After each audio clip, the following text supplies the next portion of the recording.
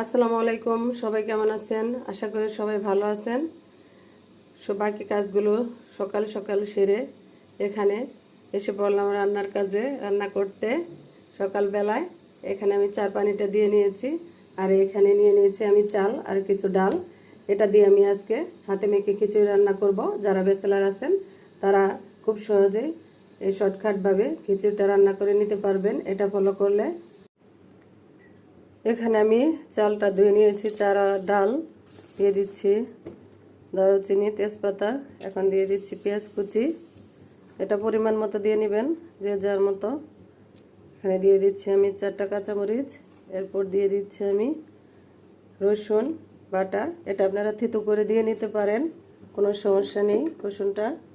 এরপর দিয়ে দিচ্ছি আমি জিরা গুঁড়া। এরপর দিয়ে দিচ্ছি সামান্য হলুদ। এরপর দিয়ে দিচ্ছি আমি সজের গুঁড়া। এরপর আমি দিয়ে দিচ্ছি লবণ। লবণটা দেখে নেবেন, স্বাদ মতো দিয়ে নেবেন।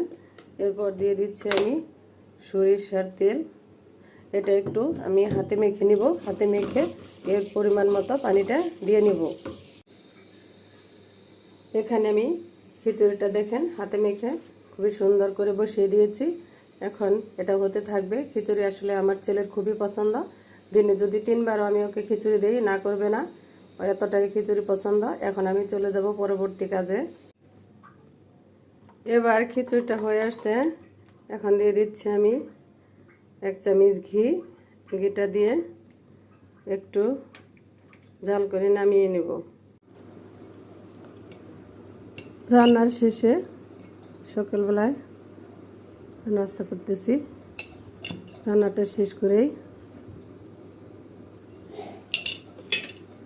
আমের আচারটা নিয়ে নিলাম।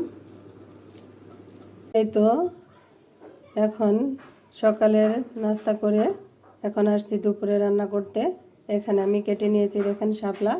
এবার শাপলা খাওয়া হয়নি এখনও এবছরে, আজকে আমি শাপলাগুলো কেটে নিয়েছি, এটা আমি আজকে রান্না করব। এখানে আমি চিংড়ি মাছ দিয়ে মিষ্টি কুমড়া দিয়ে রান্না করতেছি, আমি এখানে বসিয়ে দিয়েছি। আর এদিকে হচ্ছে মিষ্টি বিলাতি ভাজি, এটা আমি লোহার কড়াইতে বসিয়ে দিয়েছি। এদিকে আমি বসিয়ে দিচ্ছি ছোটো মাছ টমেটো দিয়ে,